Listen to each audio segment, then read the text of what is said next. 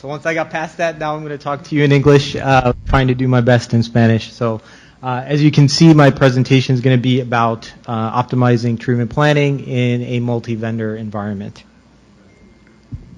So my disclosure is I do work for research, but I will say that I have been practicing as a medical physicist for over 15 years, so I bring that experience. I implemented RayStation in 2013, so I have been using RayStation clinically and now working for research for over a decade now. So I bring that kind of experience with this this presentation. So what I'm going to do with this presentation today is going to break it up into two parts. We're going to talk about machine learning and artificial intelligence, how that's being incorporated into treatment planning. And then we're going to talk about how RayStation accomplishes multi-vendor access. So as you saw, just a quick note about what research is. Their mission is to be able to conquer cancer, and then doing that with software. So that's how we're looking to advance cancer care is through software. Okay. So machine learning has been a very big part of the discourse that's recently happening. So you have artificial intelligence, you have machine learning, you have deep learning. So what I wanted to do here was give you an opportunity to understand what when we talk about artificial intelligence. So when you think about artificial intelligence, it's like the self-driving cars, right? That's that category of like self-driving cars. The IBM chess playing master, that's artificial intelligence. Now, what is machine learning? Machine learning is your junk mail, right? You have your mailbox, your Outlook or your email provider will automatically categorize things as junk mail. That is machine learning. Fraud detection, right? You use your credit cards, and the system figures out if it's a fraudulent charge. That's machine learning. Now, when we get down into deep learning, that's things like Google Translate. That's deep learning. Things like face recognition, like your phone and cameras that are around that do facial recognition, that's deep learning. Now, what that requires is a lot more computation power. That requires GPUs. So you can understand that when you're trying to implement deep learning, that it's very computational heavy. Zulma and Dr. Barkia took a little bit of my thunder and talked about how RayStation implements contouring in a very fast manner, and that's through using deep learning. So we're going to use that data to enhance the treatment planning that goes on in cancer care. And then it's to be able to predict and do things such as auto-contouring and auto-planning to make cancer care more efficient. So Research implemented a machine learning team. So at Research Labs, we have a large group of developers, researchers, but now there's actually in 2017, implemented a machine learning department. And so what they've done is that they've developed applications for data-driven. So everything has to be data-driven. We're going to bring these models using deep learning to make it more efficient. So we're involving machine learning collaborations with clinics. So we have institutions in Europe and in America that provide us the data, the feedback to really enhance the experience of using these deep learning models that we have. And so what this does is allows us to get a better model by doing a feedback loop. Now, a couple of things that you can talk about, like how can a vendor develop a general model? So developing a standard segmentation model can be used at many clinics as possible. That's so that as a vendor, we want to make it accessible to a larger audience and larger user base.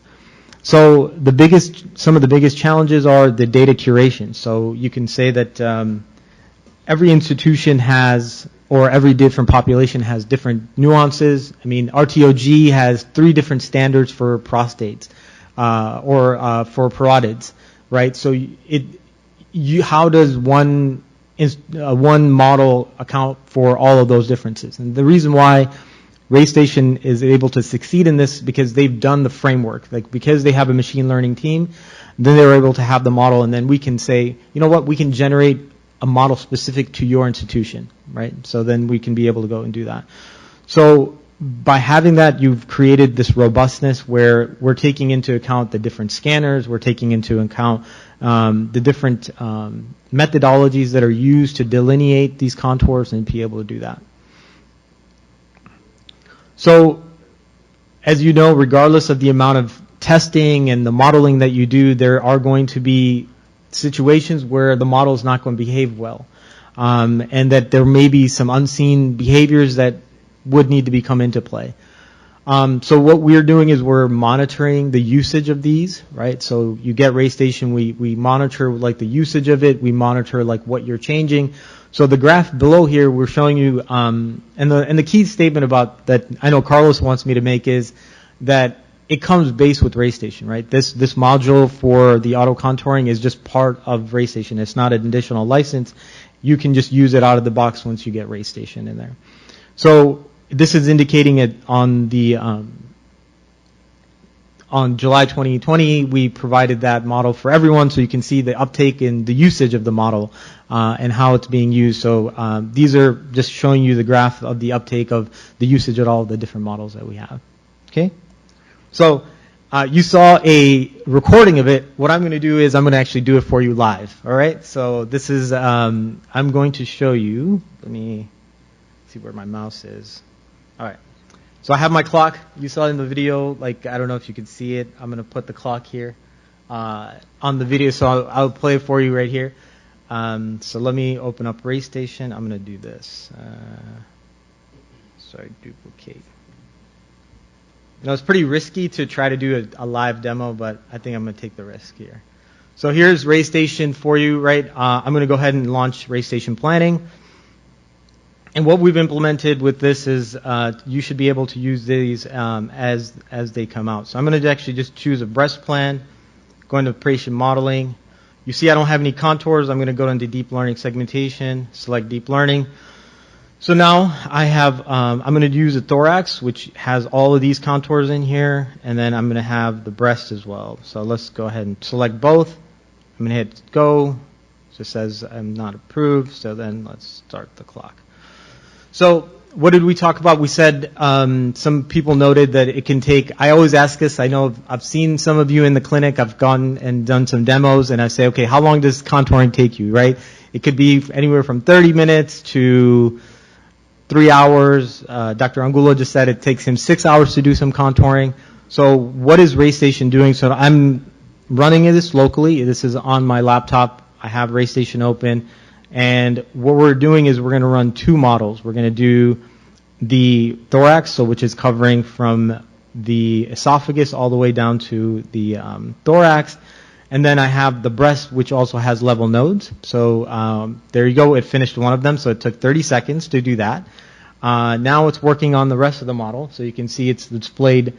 And we're using certain standardizations so that like RTOG and Quantec, if those are what you follow, then you're going to be able to do this as well. And so as it's going to finish, I talked about that. There you go. It's in about a minute, we've contoured all of those contours. So like I should go ahead and show you.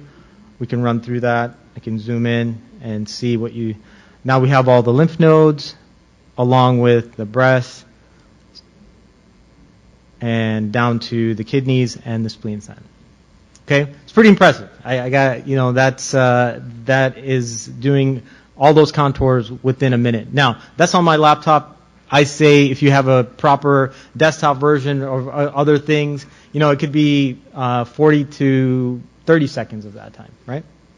All right, so let me show you one other one. A nice thing about RayStation, I can open up multiple instances of doing that. I will show you a prostate. So we'll go into patient modeling, and then we'll go to deep learning, and now have a prostate model and see what you have from the bladder, rectum, femoral head. So this is going to be so fast, by the time I reset all this stuff, it'll be too long. Okay? So I could continue on. We also have the head and neck, but I think you got the idea. Amilcar told me that I'm the one standing in between lunch, and so I'm going to try to rush through this and do that. So, so those are like the contour sets, right? That applies to machine learning, and it's all part of like the RayStation application. Okay. I want to go back and talk about one other thing now. Let me show you here. So, all right.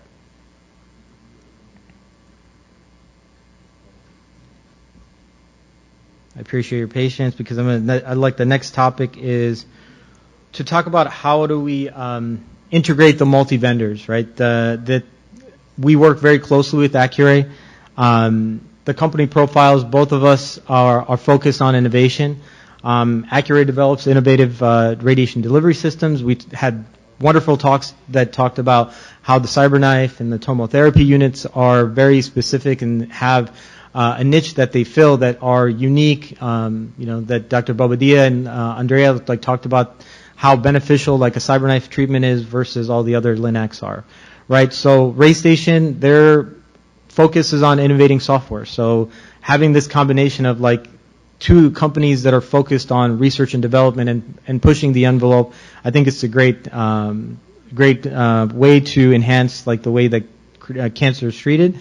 And then I think Accuray and RayStation are focused on being best in class. When I was a clinician, one of the things that I focused on was getting the best in class for the treatments that I had to take care of for the patients that we had to take care of. So both companies, I think, focus on that and provide sort of solutions for that. How is that done? That's through optimizing every patient treatment, standardizing radiation treatments and the benefits of the next generation applications, right? That I think that really fits into it. So RayStation is dedicated to making sure that we provide the software that's necessary to keep that best-in-class status. And we have RayStation. I showed you a little quick demo of like the contour sets. We have RayCare, which is like the oncology information systems. And then how we're integrating with Accuray is through the Ray Command and the Ray Treat, where we can actually do full integration of RayStation into these treatment planning platforms. So RayStation, with the partnership of Accuray, we support both the tomotherapy, the Radixact system, and then we have recently incorporated CyberKnife into RayStation. So now all three of those platforms are available for treatment planning within RayStation. So the support through scheduling and doing that, so we have a couple of institutions now that are going full RayStation with CyberKnife system and tomotherapy. So RayCare, RayStation runs the entire department and runs the equipment. So this picture fits very well with it because you have all these different treatment modalities, and RayStation acts as the conductor for that application, right? That it would be the brains behind all your hardware that you're able to apply. So you saw the contouring, that I can apply that contouring to all the different techniques. So now the next part of the demo is showing you how does the multi-vendor environment be built into RayStation. All right, let me exit out of here.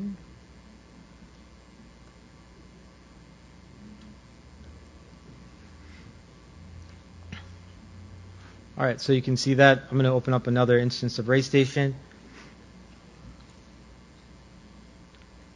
And I'm going to show you our liver plan. So you saw earlier by the presentations, like wanting to do comparisons between like a CyberKnife, Radixact, Linac, instead of having to go to a different spreadsheet, go to a different like application, fill it out. The nice thing about RayStation is I have under the plan evaluation, then I can look at a plan that was using, I can just go to my 3 layouts. I'm going to show you a plan that was using a CyberKnife for the liver. I'm going to compare that to the Radixact for that same plan. And then I'm going to compare that to a Linac. So all in one place, I can get the statistics that was shown earlier, right? The amount of work that the Satiq did to figure out all those numbers, I have that all within here. I don't have to do any additional work for that. Same thing with clinical goals, that I can show you how each of these modalities, the CyberKnife, the Rad Exact, and Tomo all behave for that one particular plan. And I won't get into like the automation and things like that because he's like standing up and I feel the pressure that he's like, we got to get going. But the idea here is that you have all of these techniques that could be modeled in RayStation and mimicked so that you can make use of this, the speed of calculation to give you a very quick analysis of what might be the best technique to be used for that particular organ at risk. So under the plan design part, that what you can do here is that you have the ability to use a technique, any of these techniques from 3D, static, conformal arcs, down to VMAT, and then tomotherapy, Tomo Direct, and now with the latest edition of CyberKnife. Okay? All right. Was that good enough? I think that that's what I wanted to show you. Thank you for the opportunity to let me speak to you today about that. If you have questions, reach out to Carlos. He's the gatekeeper of all right. Thank you. Muchas gracias.